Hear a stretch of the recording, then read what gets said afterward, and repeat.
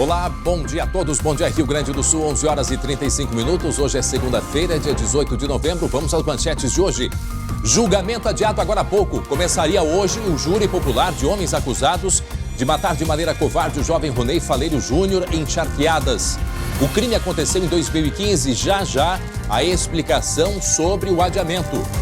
Aqui na capital, identificada a jovem que saía de um bar aqui no bairro Cidade Baixa e foi assaltada e morta por bandidos. Os criminosos fugiram, levando o telefone celular da vítima. No centro do estado, festa após jogo de futebol termina em tragédia. Um tiroteio deixou 3 mortos. Violência também nas estradas gaúchas. Feriadão de sol e de muito movimento terminou com quase 140 acidentes e 11 pessoas mortas. Atenção, estas imagens aí. Somente neste acidente que aconteceu no noroeste do estado, morreram o pai, a mãe que estava grávida e um filho pequeno. O SBT Rio Grande, a sua companhia na hora do almoço, já está no ar.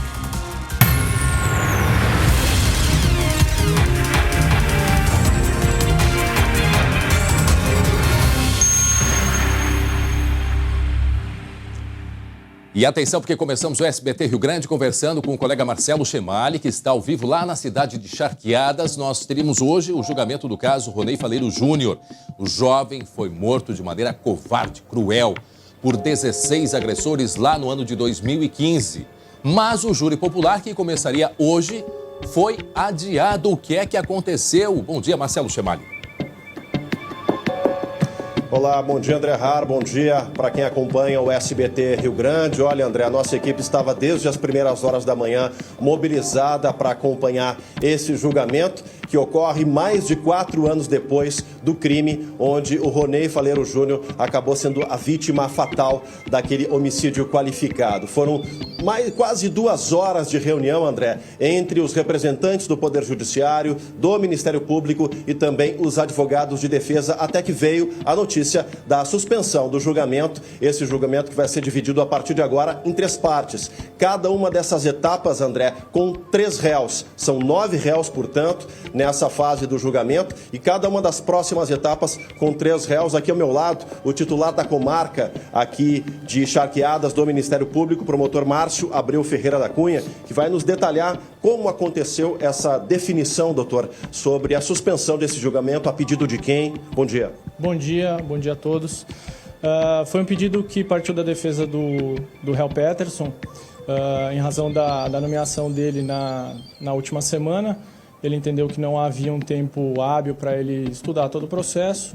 Ele apresentou esse pedido de adiamento, de cisão do processo. As demais defesas concordaram com esse adiamento e trouxeram para nós essa questão. Nós também, a fim de que não haja qualquer alegação de nulidade de cerceamento de defesa, né, nós anuímos com o adiamento e com a cisão, e também as defesas concordaram que os réus sigam presos até que seja realizado esses julgamentos. Agora, doutor Márcio, sem nenhum juízo de valor por parte do Ministério Público, mas há um adiamento talvez para diminuir a pressão da opinião pública, a pressão social aqui em Charqueadas, também pode ser uma das linhas de estratégia da defesa desses réus? Eu não acredito nesse tipo de estratégia, porque a defesa foi bem clara que foi a exiguidade de tempo. Todos os defensores estavam preparados, o Ministério Público estava preparado para a realização do julgamento. Então, não acredito nessa estratégia de defesa. É realmente a exiguidade, até pelo volume do processo, que consta com mais de 11 volumes de provas produzidas. Doutor Márcio, serão 22 testemunhas, né, que vão ser arroladas aí para prestar esse depoimento, esse esclarecimento junto ao Tribunal do Júri. Elas vão prestar esse depoimento, cada uma em todas as 3 etapas. Como é que deve se dar isso de 2020? Não foi definido. Nós estamos acompanhando o colega Marcelo. Esses 2 meses, Marcelo, concentrando, como é que se deve ser essa questão Marcelo, das testemunhas, doutor? Sim. Marcelo. Cada sessão de julgamento vai ser uma sessão distinta e a produção da prova e a instrução é feita repetidamente, né? Dependendo das testemunhas que foram arroladas para cada sessão de julgamento, será feita a instrução. São julgamentos e sessões distintas. André, tem um questionamento para o doutor Márcio aqui? Não, eu acho que a dúvida que fica, e até para esclarecimento, porque sempre há uma grande mobilização das pessoas, a própria família do garoto Ronei, a família se mudou para outro estado para tentar começar uma vida nova, né? Se é que é possível, depois da tragédia que aconteceu. Se essa decisão, por que ela não foi anunciada antes e justamente no dia do julgamento?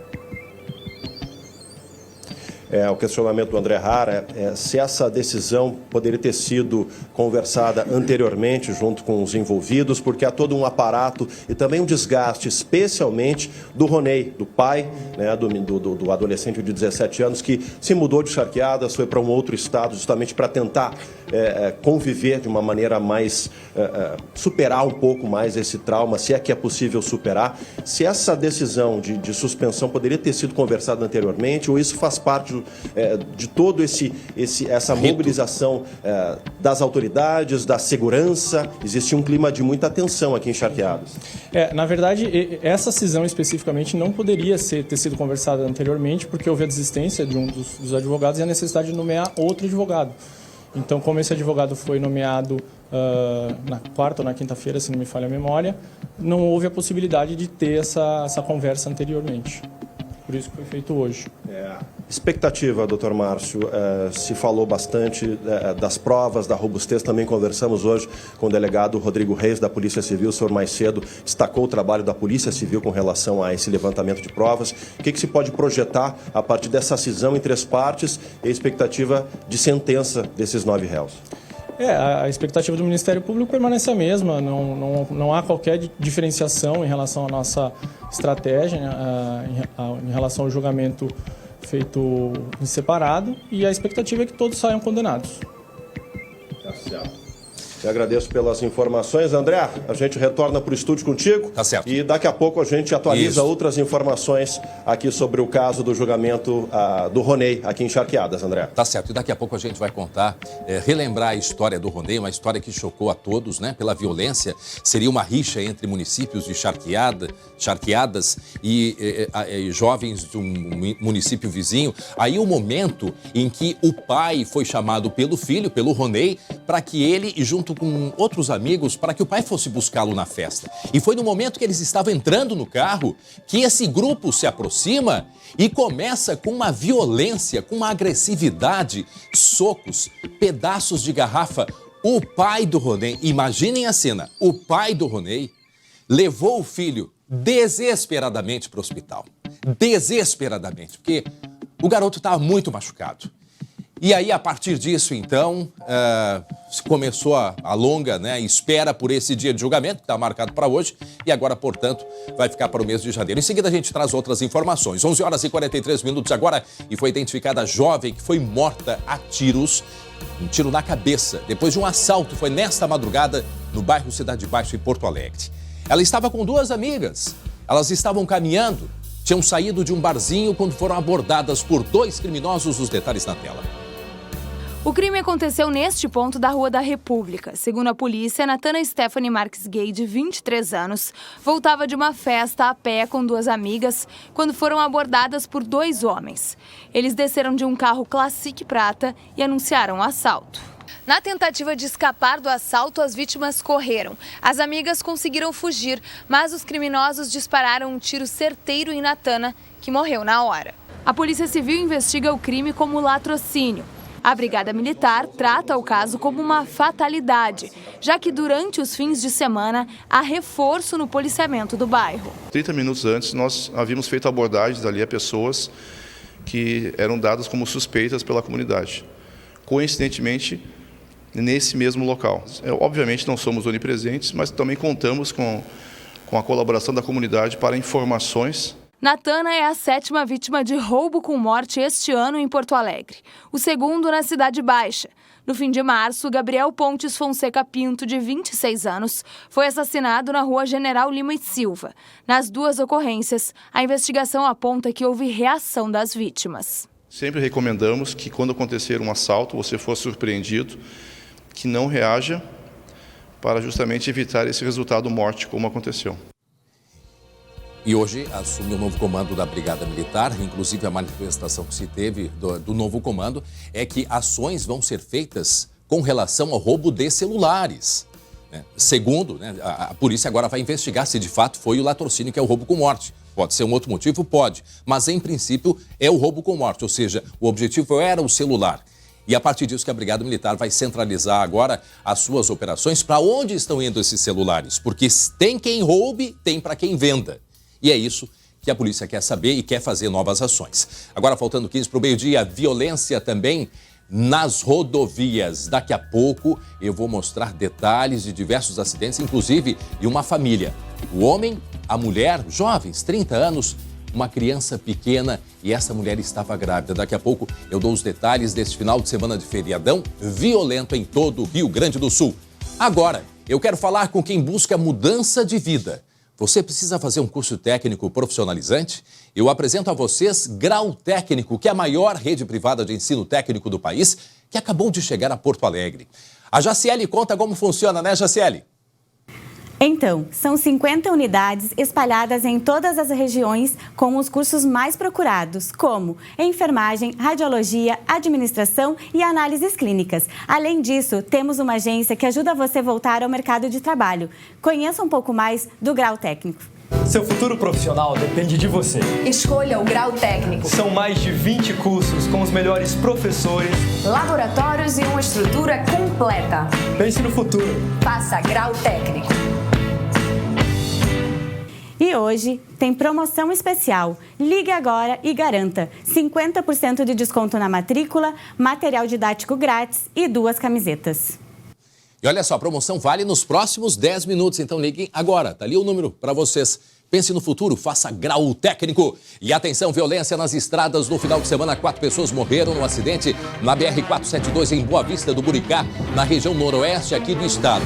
Pai, uma mãe grávida e um filho morreram nesse acidente. O Guilherme Roquete tem os detalhes. Guilherme, bom dia, Guilherme. Bom dia, André. Bom dia a todos. Um caso muito grave que aconteceu lá no noroeste do Rio Grande do Sul. Um homem de 32 anos, a mulher grávida de 31 e o filho, André, um menino de 5 anos de idade. Eles estavam nesse cruze que a gente estava vendo agora nas imagens e seguiam, então, da cidade de 3 de Maio em direção ao município vizinho de Boa Vista do Buricá. A informação é de que toda essa família havia passado em uma festa, inclusive, da irmã da esposa desse rapaz, do condutor do cruze. Por volta das 2 horas da madrugada desse domingo, o cruze, ainda sem a causa explicada, atravessou a pista e bateu de frente com a S10 que vinha no sentido contrário. Essa S10 estava sendo conduzida por um idoso de 74 anos, só ele estava na caminhonete e ele também não resistiu. De acordo com a Polícia Rodoviária Federal lá de Juí, que atendeu a essa ocorrência e foi com quem nós conversamos nesse domingo, André, os 2 automóveis, pela circunstância do acidente e pelo dano provocado nos veículos, eles estavam em velocidade acima do permitido. E, como eu disse, essa ocorrência aconteceu quando o cruze teria atravessado a pista contrária. As causas ainda não estão bem claras, está sendo investigado esse acidente pela Polícia Civil. O fato é que as 3 pessoas que estavam no cruze, a mãe grávida, o marido e o filho de 5 anos morreram nesse acidente, mais o condutor da S10 que estava sozinho por volta das 2 horas da manhã, lá na BR-472, em Boa Vista do Buricá, município que fica perto de 3 de Maio, município vizinho, e eles estavam saindo de 3 de Maio e indo em direção a Boa Vista do Buricá. E sabe o que eles foram fazer lá em 3 de Maio? Eles foram dar a notícia, Guilherme, para a mãe desta jovem, 30 e poucos anos, né? Foram dar a notícia de que ela estava grávida e foram participar também de uma festa de familiares. E depois da festa estavam voltando, isso foi por volta de 2 horas da madrugada. Ontem mesmo eu ouvi o relato da Polícia Rodoviária Federal dizendo para as pessoas, evitem a viagem de madrugada, né? Principalmente depois de uma festa, por exemplo, que as pessoas estão cansadas, né? É um risco muito grande, a visão noturna fica prejudicada, as questões climáticas também influenciam, apesar que aí no chão a gente vê molhado, mas segundo eu confirmei agora com a Estael Cias, que está aqui no estúdio com a gente, em seguida vamos falar sobre o nosso clima, ela disse que não chovia, ou seja, provavelmente foi a água usada pelo caminhão do Corpo de Bombeiros. Os carros estão secos. Exatamente, mas assim, é isso que querem ver o que aconteceu. Quem, né, ultrapassou a pista contrária, foi um problema mecânico, não se sabe, alguma ultrapassagem também não se sabe, mas aí nesse trecho até que a ultrapassagem ela é permitida, ali não, onde apareceu a imagem não, mas um pouquinho antes era permitido. Isso vai ser investigado. O resultado disso: 4 pessoas que perderam a vida, inclusive essa criança de 5 anos, a mulher grávida, o marido e esse homem que estava nesta caminhonete. E tem outro acidente, viu? Tem um outro acidente. Na RSC 453, um motorista, ele morreu depois de bater o carro de frente nesse ônibus, que era de uma banda musical. A banda musical que é lá da cidade de Santa Cruz do Sul. Ele morreu na hora dessa batida. E nos conte os detalhes desse acidente aí, Guilherme. André, o condutor do Corsa Sedan, ele estava tentando fazer uma ultrapassagem quando não conseguiu concluir a manobra e acabou batendo de frente, então, contra esse ônibus da banda Cassino, essa banda musical. O motorista do carro morreu no local, chegou a receber atendimento, mas infelizmente não sobreviveu, morreu no local. O motorista do ônibus da banda e também um dos músicos, eles tiveram ferimentos e foram atendidos e encaminhados para o Hospital São Sebastião Mártir, em Venâncio Aires.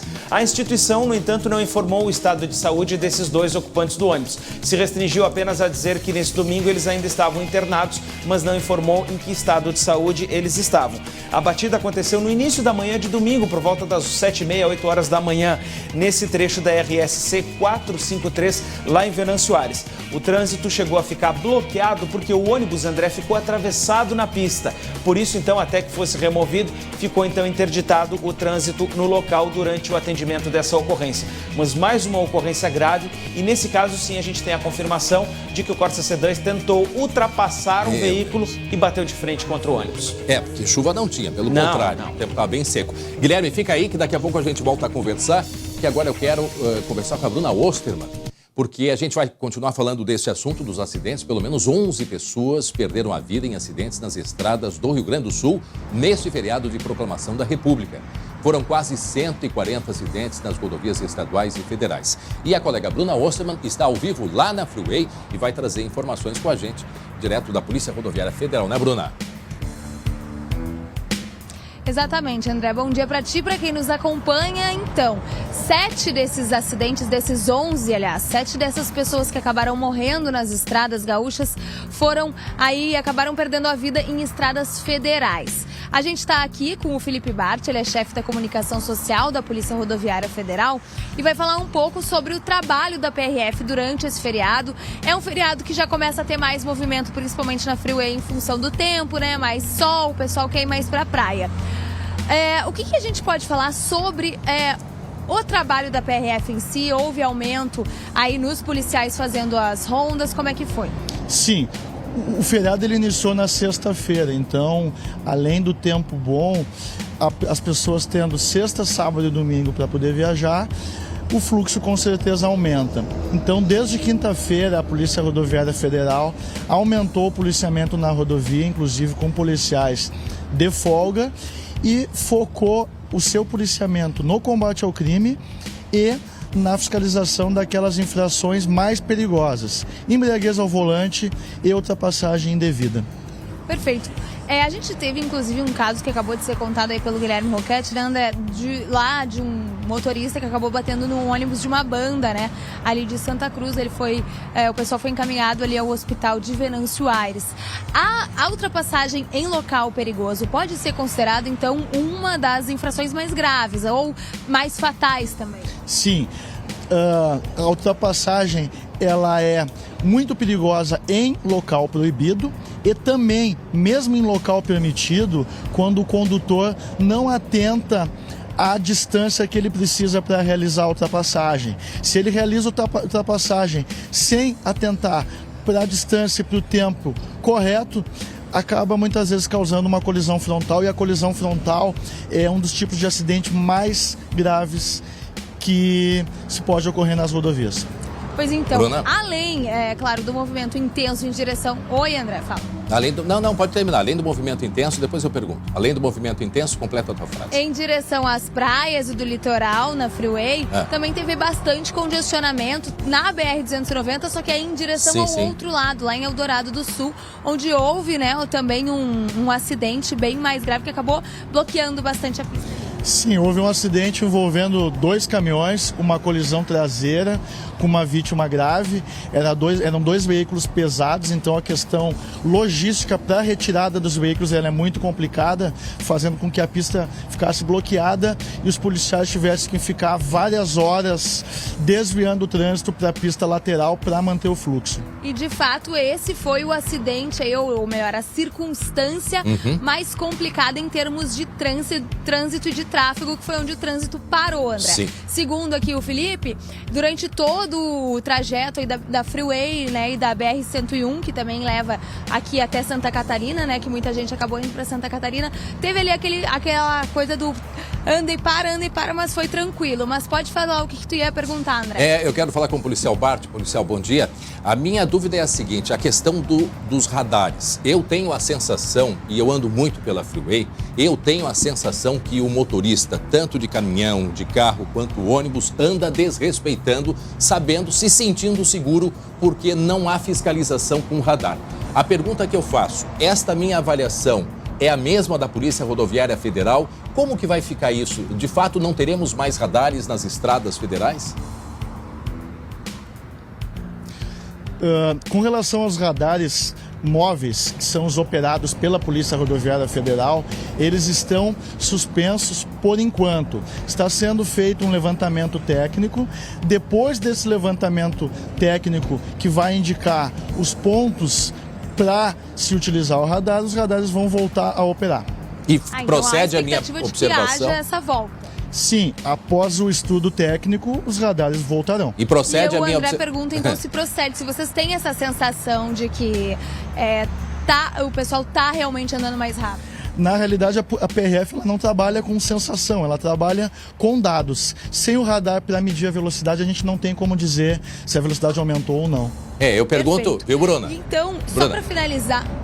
Não, apenas pro policial, só para dizer, a sensação é a minha. Eu pergunto se a Polícia Rodoviária confirma a minha sensação. Porque o senhor sabe que ontem, o senhor deve perceber também nas estradas, o que eu vi ontem, eu vi um carro, uma Kombi escolar, como a gente chama, uma van.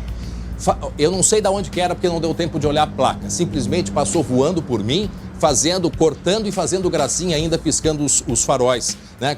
Trocando de uma pista para outra. Em outro momento, eu vi um caminhão saindo da pista para o acostamento e eu achei que ele estava dormindo. Passei pelo lado e estava com o telefone celular. Depois, um outro carro, a mesma situação. Eu achei que a pessoa estava passando mal ou estava embriagada. Passei por ele, também com o celular. Sábado de manhã em São Leopoldo, policial Bart. Ali indo para Novo Hamburgo, uma fila de carros porque tinha alguém andando devagar, 10 horas da manhã. Fiz a ultrapassagem, como meu carro é mais alto, pude perceber que o motorista que trancava a estrada estava fazendo selfie dirigindo. Quer dizer, o comportamento do motorista, infelizmente, pela observação que a gente faz, a minha observação, né? Aí eu pergunto para o senhor, o comportamento do motorista pelas estatísticas, como que tem sido? Vamos falar com relação ao que a gente pode medir.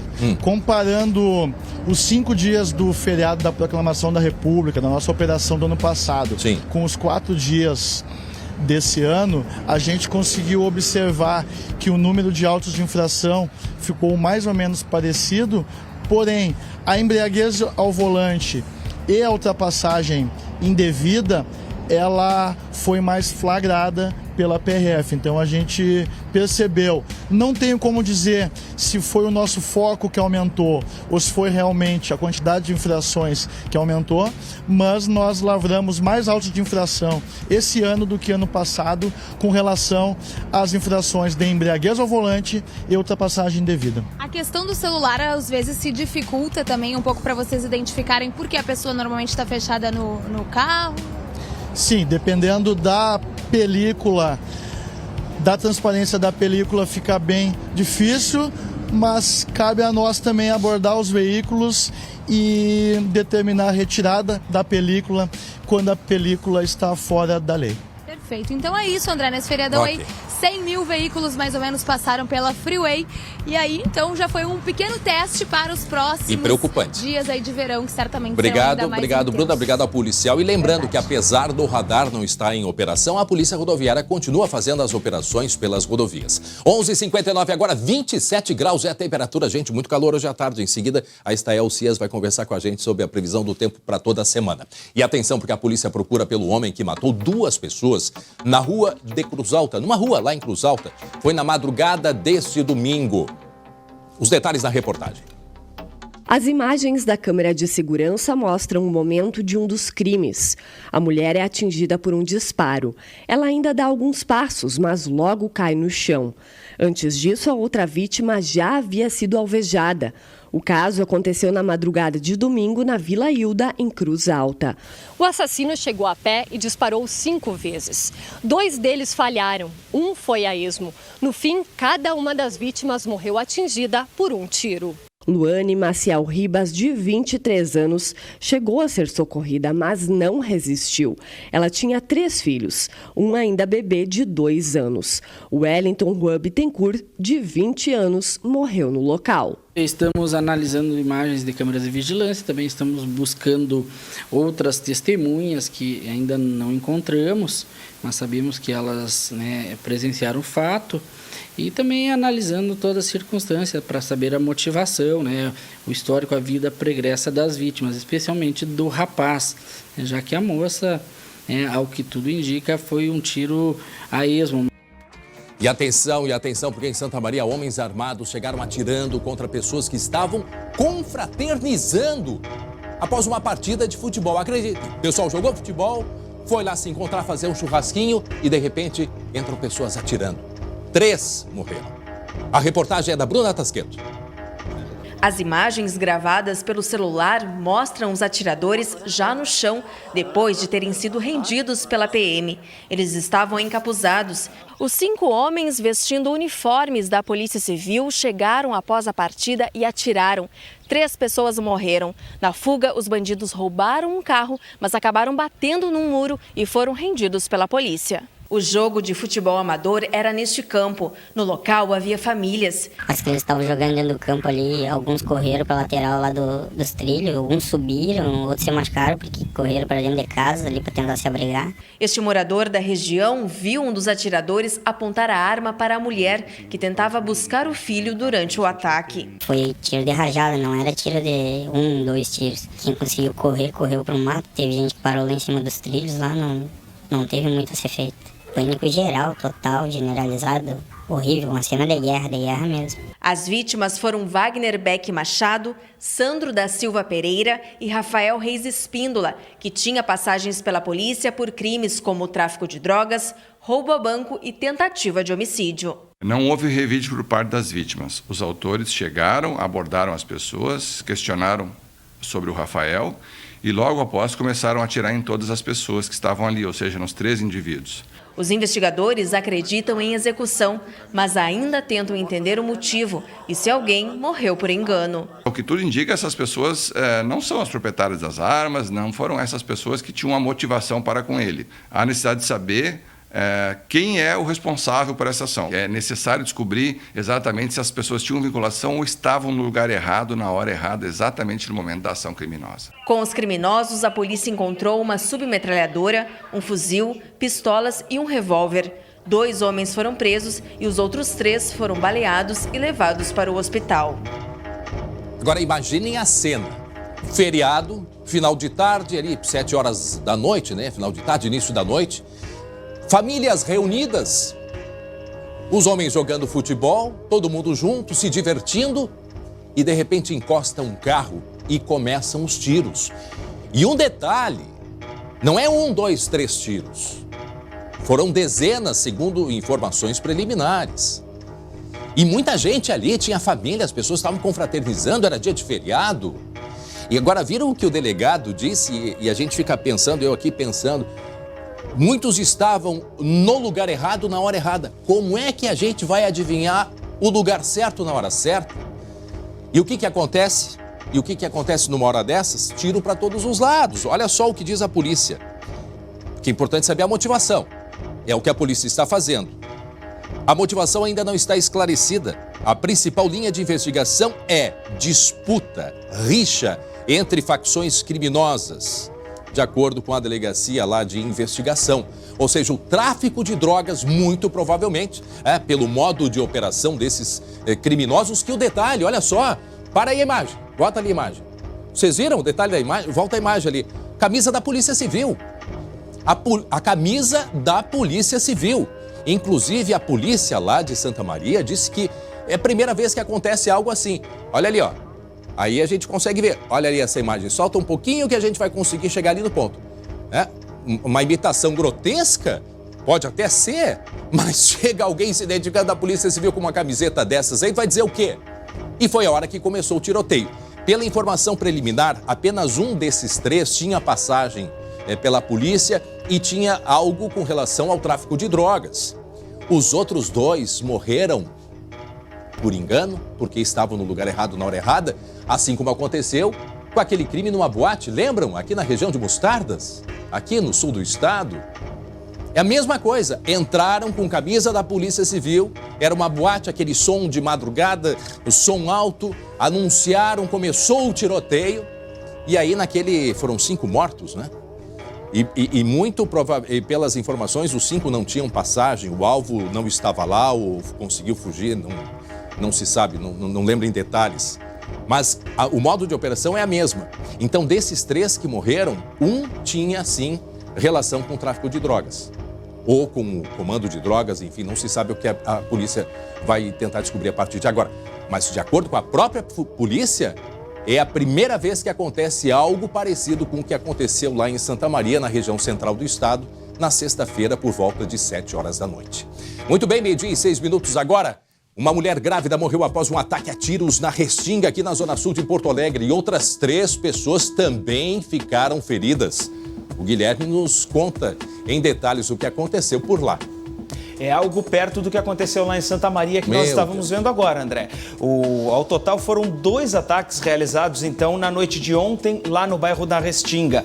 Sharon Caroline Teles Rodrigues, de 23 anos, morreu durante atendimento no hospital. Ela estava junto com mais outras 2 pessoas no momento do crime, quando um carro passou na rua em que eles estavam atirando, a esmo, de uma forma sem querer atingir alguém específico, mas sim quem estivesse no local. Outra mulher também foi atingida, mas passa bem. Agora, além da Sharon, André, um homem identificado como Igor Rodrigues dos Santos, ele sofreu morte cerebral e está em atendimento no hospital. Antes desse caso, um outro ataque também aconteceu lá na Restinga, em uma rua próxima da onde esse ataque mais grave aconteceu. Um homem foi baleado pelo mesmo automóvel que teria passado atirando contra o grupo de 3 pessoas.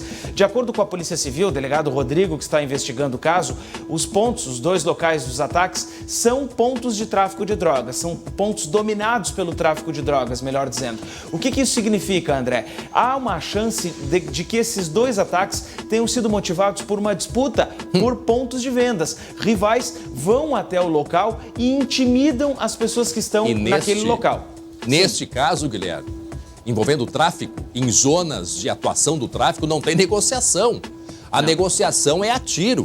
E eu me dei conta há pouquinho, as pessoas que morreram, né, não eram alvo. Não eram alvo até certo ponto, porque a criminalidade, na hora que atira para matar, o alvo é quem está na frente. Exatamente. Pode ter culpa ou não. Por que isso? Porque quer impor respeito. É assim, imaginem só.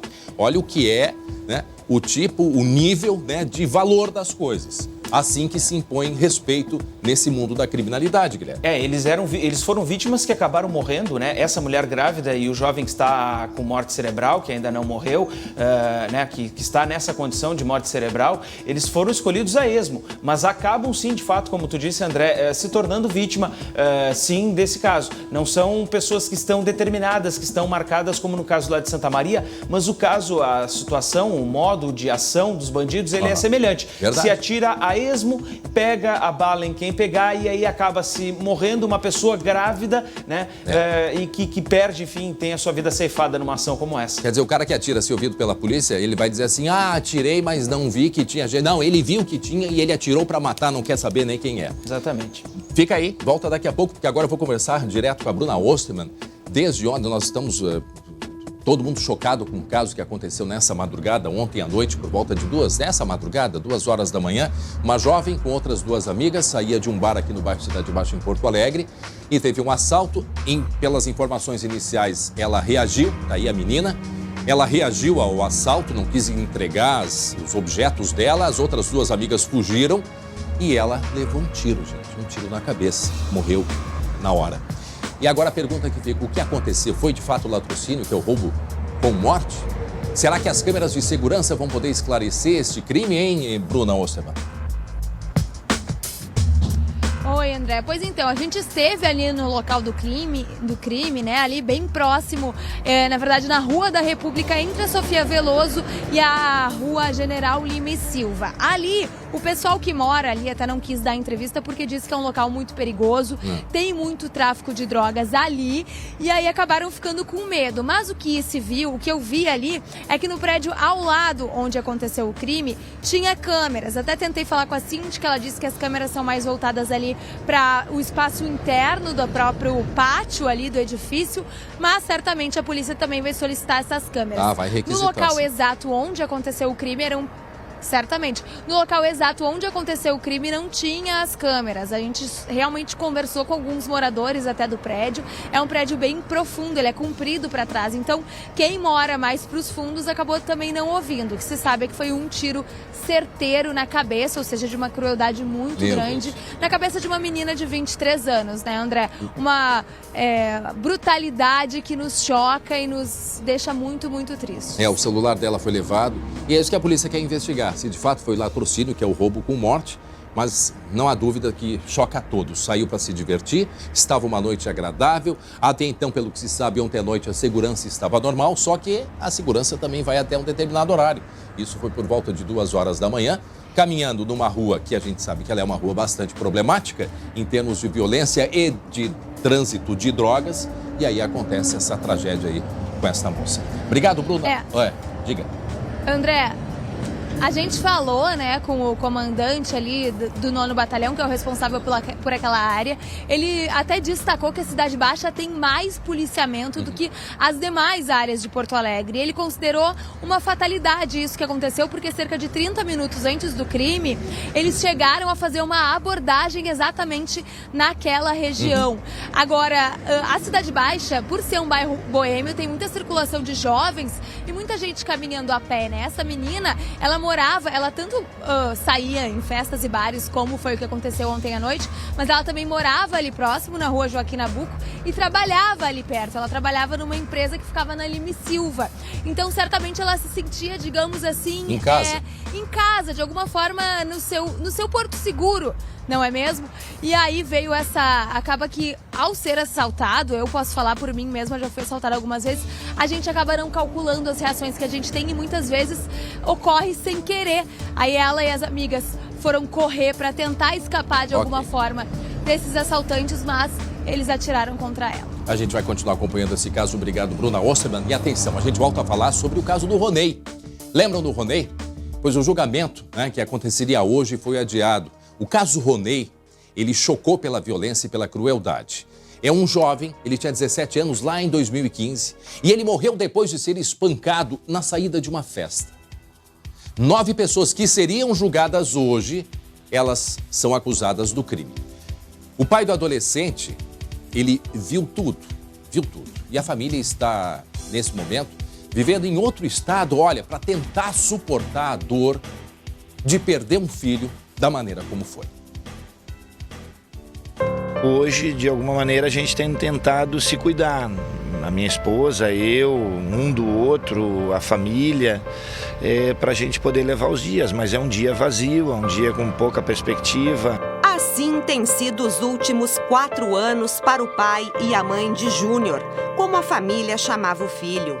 Após o crime, o casal se mudou de cidade para tentar amenizar uma dor que não passa. Tu fica sem norte, quase que só um relógio andando o dia inteiro e a gente está louco que aquele dia termine para aliviar um pouquinho a cabeça para começar um novo dia. O assassinato foi em agosto de 2015. Ao sair de uma festa no Clube Tiradentes, Ronei Faleiro Júnior foi brutalmente agredido com socos, pontapés e garrafadas por um grupo de adultos e adolescentes. Também foram atacados um casal de amigos do jovem, Richard e Franciele Vienck, e o pai do rapaz, Ronei Wilson Faleiro, que tinha ido buscar o filho. Eles entraram no carro para se proteger, mas Ronei foi puxado e apanhou mais. O pai levou o filho para o hospital, mas ele morreu porque teve traumatismo e hemorragia no crânio. Segundo a denúncia, o alvo das agressões do grupo seria Richard. No total, 16 suspeitos foram presos, 7 menores e 9 maiores de idade. Conversas entre os criminosos mostram que eles comemoraram o assassinato do jovem. Olhei pro louco assim, e ele não viaja, meu. Eu dei 2 garrafadas com a garrafa quebrada na cabeça dele e comecei a fincar a garrafa nele, tá ligado? Quebrada, plau, plau. Todo mundo, meu, pisoteando o carro e dando várias garrafadas, vários socos. A festa era para arrecadar dinheiro para a formatura de Ronei. O caso gerou comoção em Charqueadas e no estado. Os réus respondem por homicídio qualificado com meio cruel e recurso que dificultou a defesa, 3 tentativas de homicídio qualificado, associação criminosa e corrupção de menores. 8 estão presos desde 2015. 1 foi para a prisão domiciliar. O processo ele amealhou provas robustas em relação à participação de todos os réus que foram denunciados e pronunciados. Nossa expectativa é que qualquer pena acima de 30 anos, 35 anos, já pode estar razoável. O pai também pede justiça, mas o que queria mesmo era o Júnior de volta. O filho que prezava muito o convívio dentro de casa, saía muito pouco. De alguma maneira ele gostava do envolvimento de pai, mãe, avós, tios junto dele e ele sempre priorizava essas coisas. Inverno era o primeiro aí na frente de uma lareira para botar o fogo e ali ele queria que tudo acontecesse no entorno daquilo. Então essas coisas, ele nos deixou um legado muito grande, mas também um vazio tremendo. Hoje a gente ainda não tem força para fazer nada disso.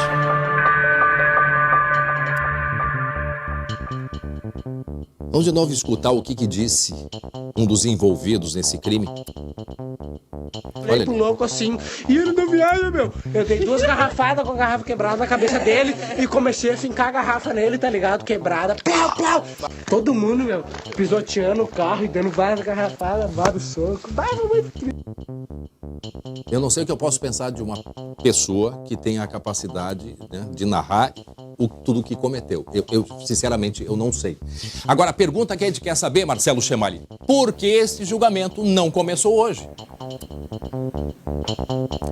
Pois é, André, eu te confesso que, olha, desde 2015, quando o Ministério Público divulgou esses áudios, cada vez que a gente escuta novamente, a gente se choca ainda mais com essa covardia que foi cometida contra o Ronei, contra o pai, contra esse casal de amigos.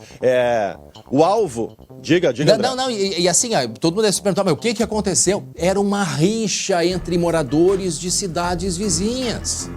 E essa seria, pelo que se sabe até então, rixa do pessoal de Charqueadas com o Triunfo, é isso? Exatamente. Esse casal de amigos que estava no carro de Ronei seria o alvo dessas agressões justamente por essa rixa entre as duas cidades. Esse chamado o bonde da Abarreta, como eles se autodenominavam, não permitiam que jovens de São Jerônimo viessem para Charqueadas, curtir a noite, curtir a festa, confraternizar. Entre São Jerônimo e Charqueadas. A festa, que o Ronei era um dos organizadores, servia para juntar dinheiro para a formatura do ensino médio. Justamente isso. E aí o Ronei, então, o Ronei saiu da festa com 2 amiguinhos, né, um casal, e aí pediu para o pai buscá-los. Exato, o Ronei... pediu para o pai buscá-los e o Ronei ofereceu carona para esse casal de amigos. O casal de amigos pediu, de certa forma, socorro para ele. Olha, estamos sendo ameaçados na festa, nos ajude, o teu pai vem te buscar. Ele disse, não, vocês vão para o nosso carro e a gente sai em segurança. Só que na saída do Clube Tiradentes aconteceu essa barbaridade toda. E André, eu estou aqui em frente, aqui com a minha equipe, o Marcos Azevedo, em frente ao fórum aqui da cidade de Charqueadas, onde tudo começou. Onde começou a instrução processual e 4 anos e meio depois, praticamente, esse julgamento aconteceria hoje, não aqui no fórum, porque são 9 réus, né? Então aí foi transferido para a Associação de Funcionários da Susfinos Piratini. Agora, esse julgamento foi suspenso porque um dos advogados, o advogado do Peterson Patrick Oliveira, assumiu o caso na quarta-feira e disse que não houve tempo de se inteirar das informações. Essa realmente, para mim, uma estratégia para ganhar tempo, viu, André? Para ganhar tempo. Não há outra justificativa. Mas aí daqui a pouco tinha que ser o seguinte, né? 1-2 meses antes do julgamento não tem mais mudança e vai acontecer do mesmo jeito. Débora de Oliveira está aqui comigo.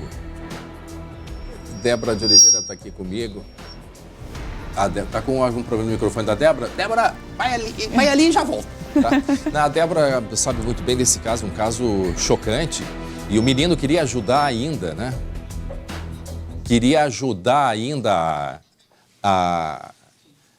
Os amigos, esse casal que estava sendo ameaçado por ser de outra cidade. E aí o pai, o carro da frente é o pai é o Ronei, né? O pai do Júnior. É o carro da frente. Então vejam só, o menino estava entrando no carro. Ele foi puxado de dentro do carro. Ele foi arrancado. E aí veio outro lá e mais tantos outros. E essa brutalidade...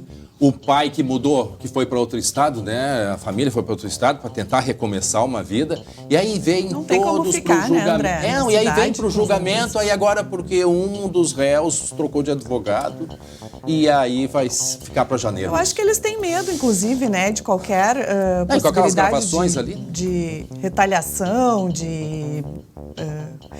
Eu vi um filme, um seriado esse final de semana que eu preciso compartilhar com quem está em casa. É um seriado brasileiro, chama A Irmandade.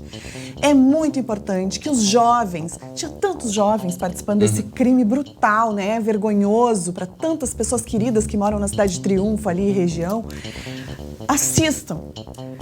Quem está à mercê do crime, quem entra assim na brincadeira, depois é um caminho sem volta para sair da violência, do mundo da violência. Bom, deixamos esse assunto, vamos tratar em outros momentos. Vamos falar sobre futebol. A dupla Grenal passou em branco no fim de semana de Brasileirão e o Renato chegou até a ameaçar ir embora se não tiver reforços para o ano que vem. Já está dando as cartas dele, né? O Renato sempre tem aquele poder de decisão nas entrevistas coletivas, né, André? Não gostou nada do que aconteceu ontem em campo. Depois de 9 anos, o Grêmio passou uma temporada inteira sem conseguir ganhar do Flamengo.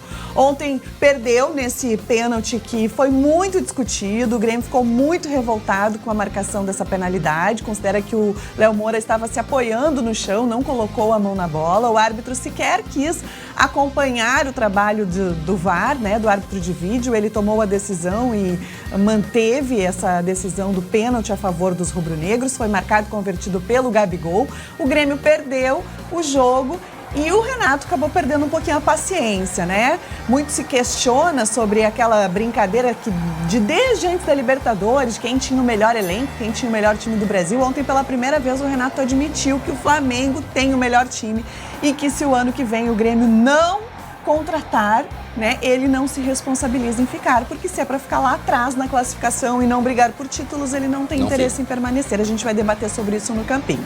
O Inter não perdeu, mas também não conseguiu ganhar. Ficou no 0-0 contra o Corinthians, adversário direto no G4. O bom é que o Grêmio perdeu e o São Paulo empatou, que aí é o pessoal que está na frente do Inter na classificação não andou e o Internacional ainda pode continuar sonhando com o G4 do Campeonato Brasileiro. A gente vai debater isso daqui a pouquinho no nosso campinho com o Jeremias Werneck, que já está com a gente. Tem muitos assuntos polêmicos e tem uma cena muito fofa que aconteceu ontem na Arena antes do jogo, mas só vou mostrar no campinho e eu tô indo embora, porque a buzininha do Douglas já tá funcionando, que aqui a Sun Motors é o nosso parceiro de sempre aqui no esporte. Até já, obrigado. Meio-dia, 23 minutos, e a gente vai mostrar daqui a pouco, aqui no SBT Rio Grande, uma tentativa de assalto na pequena cidade de Picada Café termina em tiroteio e morte na Serra. E também vamos falar sobre a previsão do tempo para a semana. 27 graus agora, imagens ao vivo de Cidreira. Olha, muito calor essa semana, não é mesmo, Estael Cia? Sim, até já.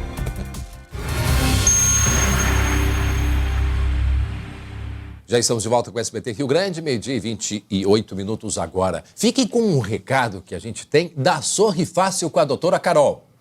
Olá, eu sou a doutora Carolina Bascal da Sorri Fácil Porto Alegre e vim falar com você que sonha com o sorriso perfeito. Você já conhece o aparelho dentário que não necessita usar aqueles ferrinhos prateados? Pois eu tenho uma novidade para te falar. Chegaram os alinhadores invisíveis. Os alinhadores, eles são placas bem fininhas que encaixam nos dentes e você pode remover com facilidade para comer. E o melhor, o tratamento tende a ser 40% mais rápido do que qualquer outro tipo de aparelho. É isso mesmo, você fica com seus dentes alinhados e não precisa se preocupar com aqueles brackets que incomodam. Não perca, tenha um sorriso mais bonito em muito menos tempo com os alinhadores invisíveis. Ok, obrigado, doutora Carol. Então agende já a sua avaliação na Sorri Fácil mais perto de você, 0800 600 3130 ou acesse o site www.sorrifacil.com.br. Sorri Fácil, sorrir é uma conquista. Olha só essa história. Um criminoso morreu depois de um confronto com a polícia na Serra. Os PMs conseguiram evitar um assalto à residência em Picada Café. O crime mudou a rotina da pequena Picada Café, de apenas 5 mil habitantes. Uma coisa que tira um pouquinho da tranquilidade aqui da cidade. Já vai ficar, né, suspeito, saber quem é, da onde que é. É bem tranquilo aqui. 3 homens invadiram a casa de um empresário da cidade. Um vizinho viu a movimentação dos criminosos e avisou a brigada militar. A polícia chegou bem na hora em que os bandidos estavam saindo da residência com o carro e vários pertences da família. Houve intensa troca de tiros e os assaltantes acabaram abandonando o veículo e fugindo a pé para os fundos do terreno. Gilberto mora na casa ao lado e correu para proteger a família. A gente veio na sacada e, de repente, descarregaram mais 4 tiros, assim, numa arma, assim. Foi bem apavorante.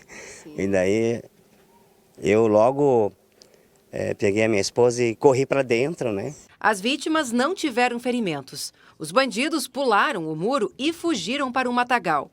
Um dos criminosos foi atingido pelos disparos, tentou fugir, mas morreu a poucos metros da casa. Um grande cerco foi montado para capturar os 2 fugitivos. E nós ficamos também assim apuros, porque nós moramos atrás do mato, né? Então nós ficamos assim com medo de noite, que pudesse acontecer de eles pedir refúgio por esse baleado, né? A polícia fez uma varredura na região durante o domingo, mas não localizou os bandidos. Para a nossa cidade é um fato bem atípico, né? Tivemos há mais ou menos um mês atrás uma ocorrência parecida, mas então durante o ano inteiro são as únicas ocorrências mais graves.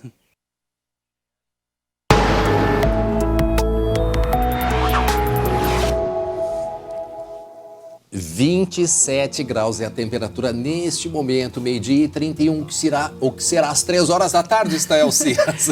Bom dia, André. Bom dia, boa tarde. Esse boa calor tarde, aí, a gente se confunde até, né, Estael? Tá muito calor, né? Tá quente, a sensação é de calor e tá mais quente no interior do estado. Nós temos lá na fronteira com a Argentina, na região das Missões, o aquecimento mais forte. É uma condição normal, natural dessa época do ano e que deve prevalecer ao longo da semana. Tempo firme, hoje nas próximas horas não tem mudança, a não ser ali Santa Vitória do Palmar, Chuí, eu estava olhando a imagem de satélite, tem uma nebulosidade querendo se aproximar, pode até chover no final da tarde. Hoje?